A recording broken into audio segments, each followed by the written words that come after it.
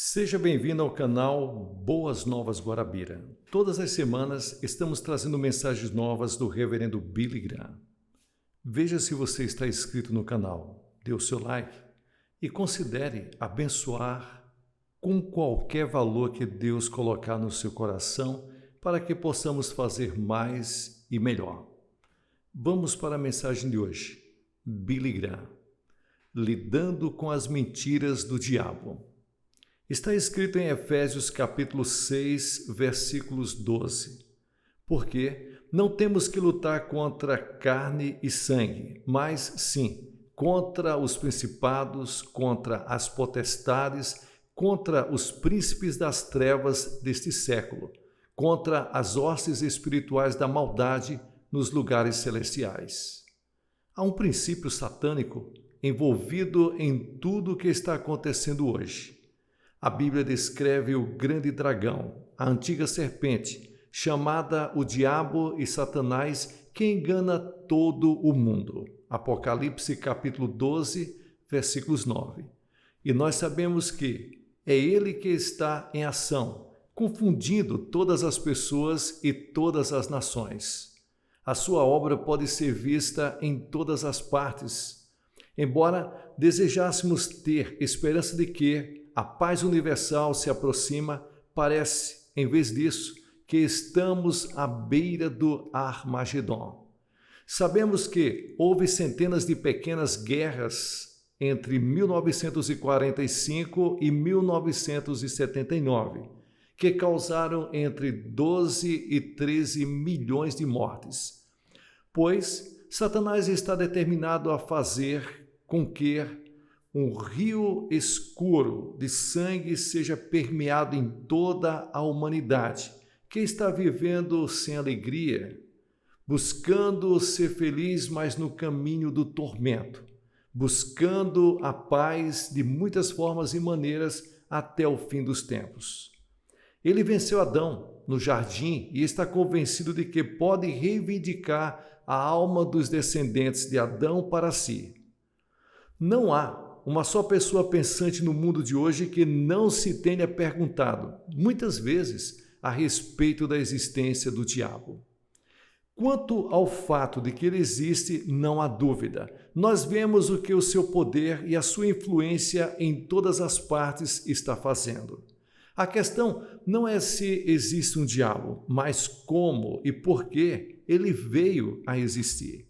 Sabemos, com base na história de Adão e Eva, que Satanás já estava presente na terra antes que Deus criasse o primeiro homem. O mal já existia.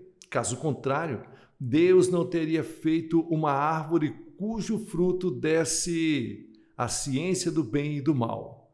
Não teria sido necessária tal árvore, nem a possibilidade dela, se o mal já não estivesse presente e o homem não precisasse ser protegido dele.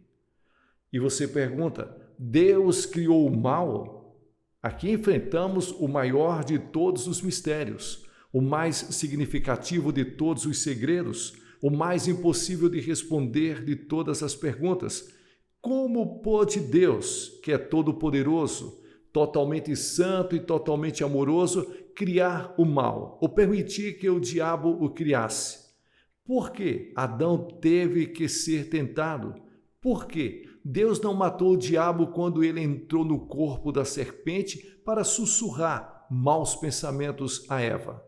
A Bíblia nos dá algumas indicações quanto à resposta a essas perguntas, mas também deixa muito claro que o homem não conhecerá toda a resposta até que Deus tenha permitido que o diabo e todos os seus desígnios auxiliem na realização de seu próprio plano grandioso. Antes do pecado de Adão, muito antes que Adão sequer existisse, parecia que o universo de Deus estava dividido em esferas de influência, cada uma delas sob a supervisão e controle de um anjo, o príncipe celestial, que estava subordinado diretamente a Deus. Paulo nos fala de tronos, dominações, principados e potestades no mundo visível e também do invisível. Colossenses capítulo 1, versículos 16 e Efésios capítulo 1, versículos 21. A Bíblia faz frequentes menções a anjos e arcanjos, mostrando que havia uma ordem estabelecida entre eles, sendo alguns mais poderosos que outros. O diabo deve ter sido exatamente um desses príncipes celestiais e poderosos, tendo a terra designada a ele, talvez como sua província especial. Conhecido como Lúcifer, o que segura a luz, ele deve ter sido muito próximo de Deus, tão próximo, na verdade, que deve ter sido alguém que, ao olhar para Deus na sua proximidade, teve a ambição. A ambição entrou em seu coração e ele decidiu não ser um príncipe amado por Deus, mas se colocar em igualdade com o próprio Deus. Lúcifer não era o equivalente a Deus, mas o equivalente a Miguel ou a Gabriel. Ele não é um Deus caído, mas um anjo caído. Foi nesse momento que apareceu uma brecha nos cosmos. Foi nesse momento que o universo, que havia sido totalmente bom e harmonioso, em conformidade com a vontade de Deus, se dividiu e uma porção dele se colocou em oposição a Deus. Do mesmo modo como existem atualmente regimes e seitas que negam a existência de Deus ou desafiam a sua autoridade, o diabo desafiou Deus e tentou estabelecer a sua própria autoridade.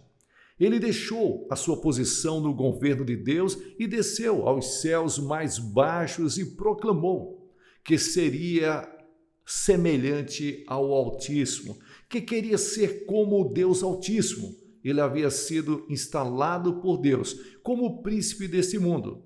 E Deus ainda não o removeu dessa posição, embora a base justa para a remoção tenha sido estabelecida por meio da morte de Cristo. Desde então, o diabo tem lutado contra Deus na terra. Existe sim um reino do diabo. Sendo um poderoso príncipe com exércitos de anjos sob o seu comando, ele estabeleceu o seu reino na terra. O seu poder e a sua posição aqui são as razões pelas quais as Escrituras foram escritas. Se Satanás não tivesse desafiado a Deus e não tivesse tentado rivalizar com o seu poder e a sua autoridade, a história de Adão no jardim teria sido muito diferente. Se Satanás não tivesse se colocado em oposição a Deus, não teria sido necessário dar à humanidade os 10 mandamentos. Não teria sido necessário que Deus enviasse o seu Filho à cruz. Jesus e os seus apóstolos tinham consciência do diabo. Mateus registra uma conversa entre Jesus e o diabo, em Mateus capítulo 4, versículos 1 ao 10. O diabo era muito real para os fariseus, tão real, na verdade, que eles acusaram Jesus de ser o próprio diabo, em Mateus capítulo 12 e o versículo 24. Não havia nenhuma dúvida na mente de Jesus a respeito da existência do diabo, nem do poder que ele tem sobre a terra. A força do diabo é claramente demonstrada na passagem de Judas, capítulo 9, que diz: Mas o arcanjo Miguel, quando contendia com o diabo e disputava a respeito do corpo de Moisés, não ousou pronunciar juízo de maldição contra ele, mas desse: O Senhor te repreenda. A confusão moderna a respeito da personalidade do diabo resultou, em grande parte, das caricaturas que se tornaram populares durante a Idade Média. Para aliviar o seu medo do diabo, as pessoas tentavam rir dele e retratá-lo como uma criatura tola e grotesca, com chifres e uma longa cauda. Eles colocavam um forcado em sua mão e uma expressão de bobo em seu rosto. E então diziam: Quem tem medo de uma figura ridícula como esta? A verdade é que o diabo é uma criatura de inteligência muito superior, um espírito poderoso e dotado de infinitos recursos e habilidade. Nós nos esquecemos de que ele foi, talvez, a mais excelente e mais exaltada figura de todos os anjos de Deus. Ele era uma figura sublime, que decidiu usar seus dotes divinos para seus próprios objetivos. O seu raciocínio é brilhante, os seus planos são engenhosos e sua lógica é quase irrefutável. O poderoso adversário de Deus não é uma criatura confusa, com chifres e cauda. É um príncipe de grande estatura, de astúcia e talentos ilimitados, capaz de se aproveitar de cada oportunidade que se apresentar a ele, capaz de converter cada situação em seu próprio benefício. Ele é incansável e cruel. Ele não é, no entanto, todo-poderoso, onisciente nem onipresente.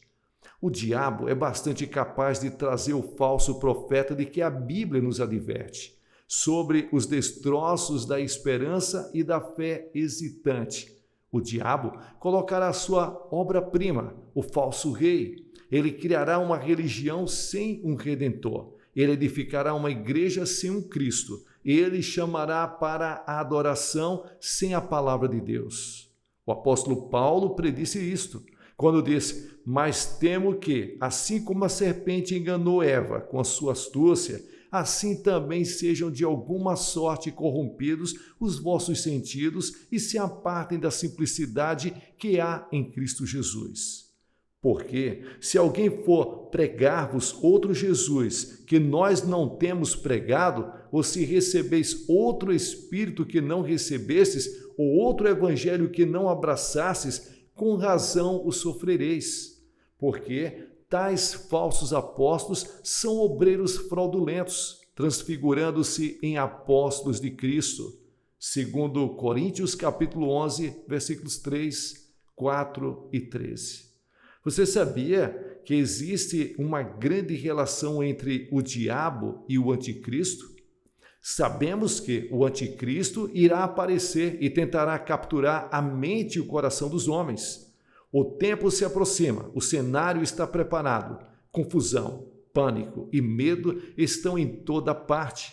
Os sinais do falso profeta estão em todos os lugares e muitos podem ser testemunhas vivas do impressionante momento em que acontecerá este ato de tempo final, esse tempo que está preparado no drama universal, antigo, mas atual e futuro.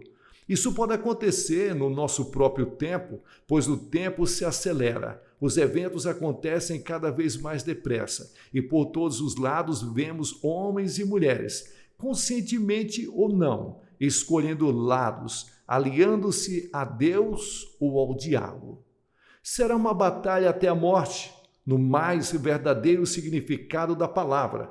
Uma batalha que não terá misericórdia, que não fará exceções. A fase humana dessa batalha teve início no Jardim do Éden, quando o diabo seduziu a humanidade e a afastou de Deus, possibilitando a existência de bilhões de vontades em conflito, cada homem seguindo o seu próprio caminho. Todos nós andávamos desgarrados como ovelhas, cada um se desviava pelo seu próprio caminho, mas o Senhor fez cair sobre Cristo, a iniquidade de nós todos. Isaías capítulo 53 e o versículo 6. Isto continuará até o fim dos tempos, até que uma ou outra dessas duas forças poderosas, a força do bem ou a força do mal, triunfe e coloque o verdadeiro rei ou o falso rei no trono. Nesse momento da história, duas poderosas trindades estarão face a face. A trindade de Deus, o Pai, o Filho e o Espírito Santo, e a falsa trindade que Satanás desejará que adoremos no lugar. A trindade do mal, o diabo, o anticristo e o falso profeta que está descrito no livro do Apocalipse. E da boca do dragão, e da boca da besta, e da boca do falso profeta, vi saírem 3 espíritos imundos, semelhantes a rãs. Apocalipse capítulo 16 e o versículos 13. Nunca, por um segundo de sua vida, esteja desperto ou adormecido. Você está fora da influência dessas duas forças poderosas. Não há um momento em que você não possa deliberadamente escolher se irá acompanhar uma ou a outra. O diabo está sempre ao seu lado, tentando, seduzindo, ameaçando, lisonjeando. E sempre, do outro lado, está Jesus, que a todos ama, que a tudo perdoa, esperando que você se converta a Ele e peça a sua ajuda, esperando para lhes dar o poder sobrenatural para resistir ao maligno.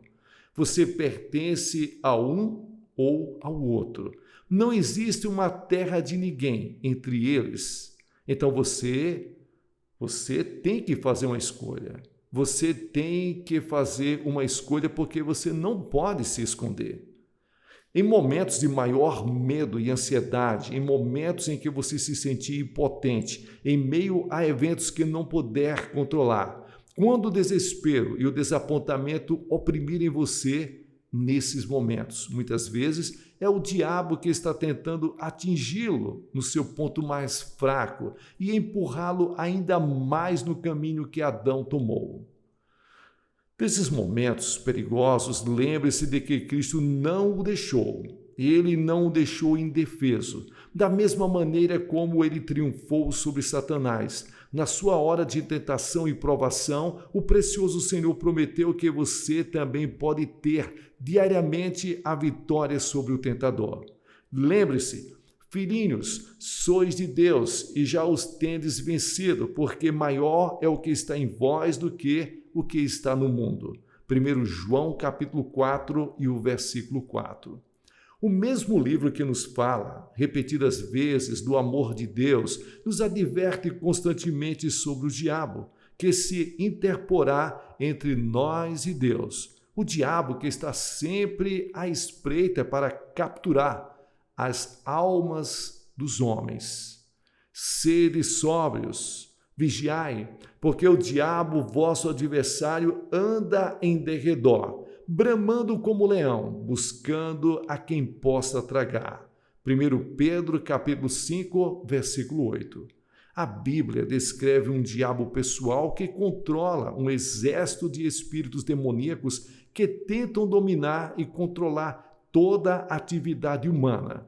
O príncipe das potestades do ar, do espírito que agora opera nos filhos da desobediência. Efésios capítulo 2 e o versículo 2. Não duvide da existência do diabo. Não duvide por um momento sequer da existência do diabo. Ele é muito real e é extremamente astuto. Talvez a coisa mais inteligente que ele fez foi convencer as pessoas de que ele não existe.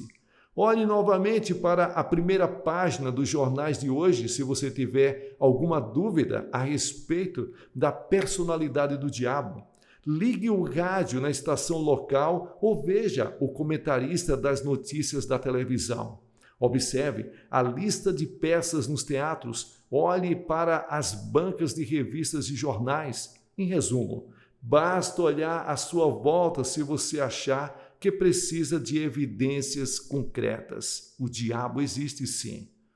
Será que homens e mulheres sãos e pensantes se comportariam dessa maneira se não estivessem sob o controle do mal? Será que corações cheios apenas com amor e a bondade de Deus poderiam conceber e realizar os atos de violência e maldade que nos são narrados todos os dias? Será que homens educados, inteligentes e de honestas intenções se reuniriam ao redor de uma mesa de conferência mundial e fracassariam tão completamente em compreender as necessidades e objetivos uns dos outros se o seu pensamento não estivesse deliberadamente enevoado e corrompido? Sempre que ouço uma pessoa esclarecida da nossa época discordar da plausibilidade de um diabo pessoal e individualizado em comando de um exército de espíritos malignos, me lembro desse poema de Alfred J. Hughes. Os homens não creem no diabo agora, como seus pais costumavam crer. Eles forçaram a porta do mais amplo credo para deixar sair a sua majestade. Não há na terra ou no ar hoje uma pegada de seus pés rachados, nem um olhar ardente de seus olhos, porque o mundo assim votou. Quem segue os passos do santo trabalhador e abre covas para os seus pés, quem semeia as ervas daninhas nos campos do tempo, sempre que Deus semeia o trigo. Votaram que o diabo não existe, e naturalmente isso é verdade. Mas quem está fazendo o tipo de trabalho que somente o diabo poderia fazer? Foi-nos dito que ele não pode mais rugir como um leão. Mas quem consideraremos responsável pelo termo ruído que ouviremos em casa, na igreja, no estado, até no lugar mais distante da terra?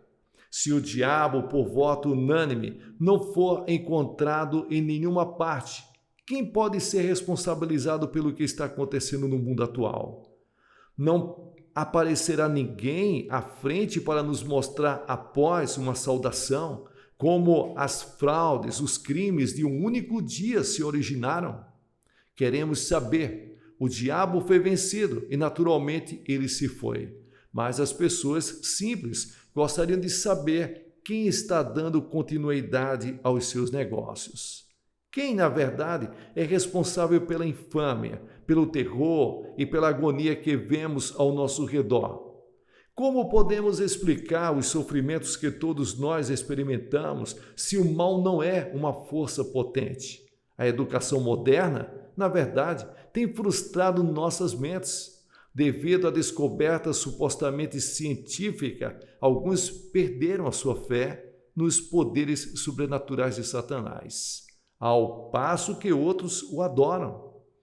George Goren resumiu essa ambígua contribuição da educação quando disse: a teoria de que existe no universo um poder ou princípio, pessoal ou não, em eterna oposição a Deus, é descartada, de maneira geral, pela mente moderna.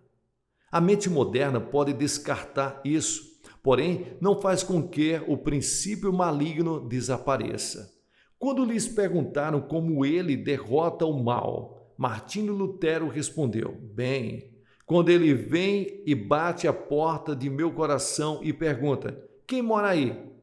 O amado Senhor Jesus vai até a porta e diz: Martinho Lutero costumava morar aqui, mas se mudou e agora eu moro aqui.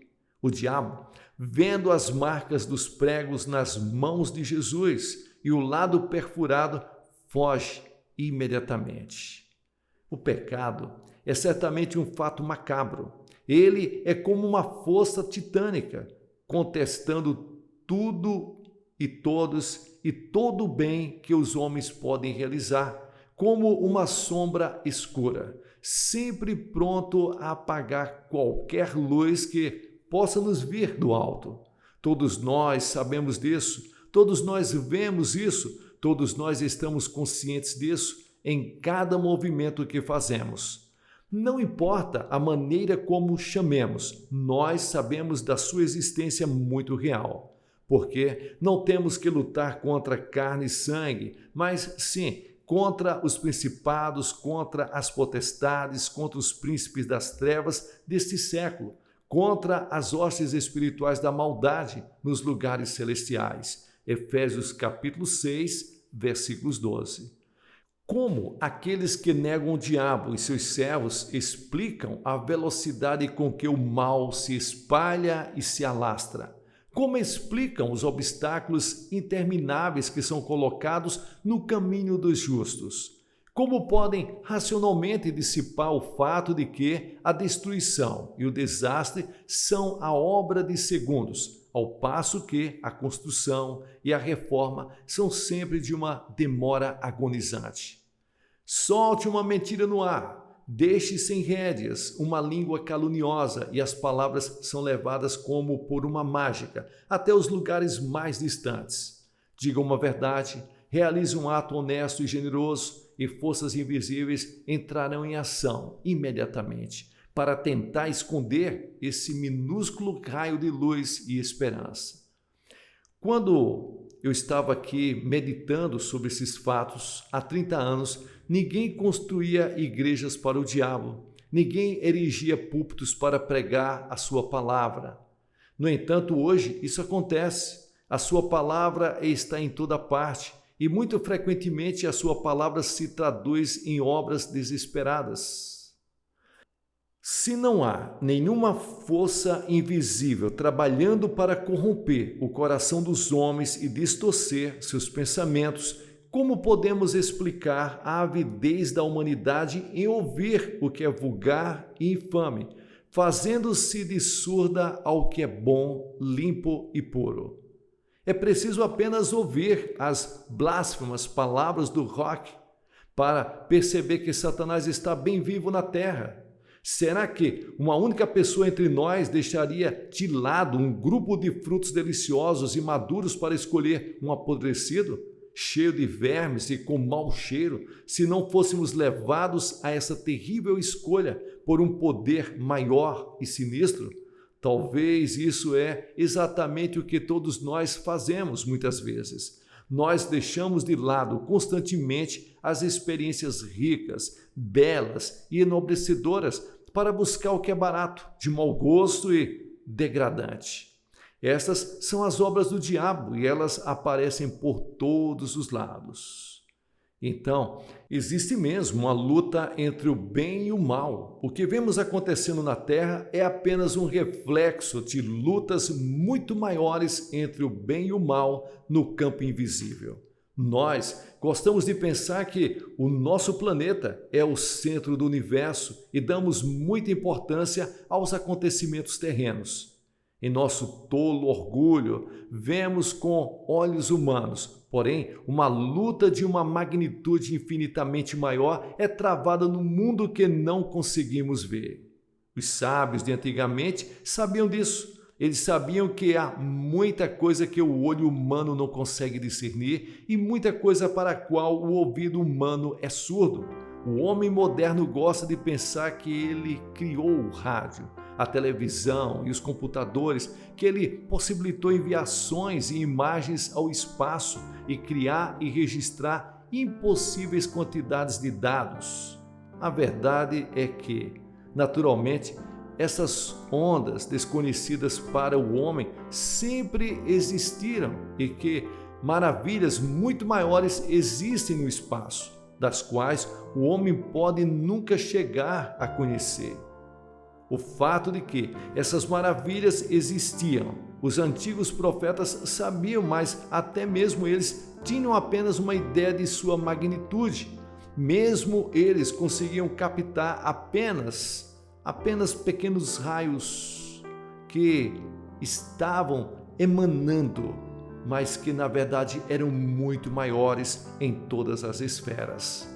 Um dos muitos preços que Adão pagou por duvidar e dar ouvidos ao diabo foi a perda da visão de dimensões espirituais. Ele perdeu para si mesmo e para toda a humanidade a capacidade de ver, ouvir e entender qualquer coisa que não fosse simplesmente material. Adão se despediu das maravilhas eternas e dos esplendores do mundo invisível. Ele perdeu a capacidade da verdadeira profecia, a capacidade de olhar para o futuro e assim entender melhor e realizar a obra do presente. Ele perdeu a sua sensação de continuidade e se tornou literalmente morto em ofensas e pecados. Ele se separou de Deus. J. Campbell Morgan diz: a distância entre Deus e nós é a da incapacidade de conhecer e aprender o que está próximo. É a distância entre o cego e a glória da pintura que está à sua frente. É a distância entre o surdo e a beleza da sinfonia que soa à sua volta. É a distância entre o homem sensato e todo o movimento de vida em meio ao qual ele vive. Mas, se a tragédia ou a doença nos sobrevier, devemos sofrer as consequências dos nossos próprios pecados e imediatamente culparmos a Deus por isso? Sim ou não? Podemos ser relativamente pacientes e compreensivos com nossas televisões quando não nos apresentam o que queremos, mas somos rápidos em criticar a Deus e o seu universo quando temos uma imagem distorcida dele? Basta alguém conseguir a promoção que queríamos. Basta alguém que consideramos menos merecedor ser mais bem-sucedido, onde falhamos e clamamos contra a justiça de Deus. Exigimos saber por que Deus permite tais desigualdades. Esquecemos-nos do fato de que Deus, como uma grande emissora de televisão, está enviando uma imagem perfeita de amor e justiça o tempo todo e que a recepção imperfeita está em nós. É o mal e a distorção em nós mesmos que nos impede de vermos e vivenciarmos o mundo perfeito de Deus. É o nosso próprio pecado que borra a imagem, que nos impede de sermos filhos puros de Deus, em vez de filhos do mal. Paulo falou por todos nós quando disse: porque não faço o bem que quero, mas o mal que não quero, esse faço. Romanos capítulo 7 e o versículos 19. Paulo reconheceu o terrível inimigo, o adversário mais poderoso de toda a humanidade e clamou: miserável homem que eu sou, quem me livrará do corpo desta morte? Dou graças a Deus por Jesus Cristo, nosso Senhor, assim que eu mesmo, com o entendimento, sirvo a lei de Deus, mas com a carne, a lei do pecado. Romanos capítulo 7, versículos 24 e 25. Dois adversários impressionantes estavam bem claros para Paulo, e ele estava extremamente ciente de estar dividido entre seus poderosos magnetismos. O poder do bem atraía sua mente e seu coração para Deus, ao passo que o poder do mal estava tentando arrastar seu corpo para a morte e a destruição. Você está entre essas mesmas duas forças, a vida e a morte. Escolha o caminho de Deus e ali estará a vida. Escolha o caminho de Satanás e será a morte. Que Deus abençoe a todos vocês. Pessoal, aqui é o pastor Gilson Soares, da Igreja Boas Novas, em Guarabira, fazendo aqui as locuções do reverendo Billy Graham. Você que chegou até o final desse vídeo, dê um like para abençoar o canal e considere abençoar este canal e a obra missionária na cidade de Guarabira com qualquer valor que Deus colocar no seu coração. Você sabe que é abençoando que você é abençoado, é plantando que você vai colher. Então, abençoe a obra de Deus, sucesso na sua caminhada, que Deus te abençoe ricamente.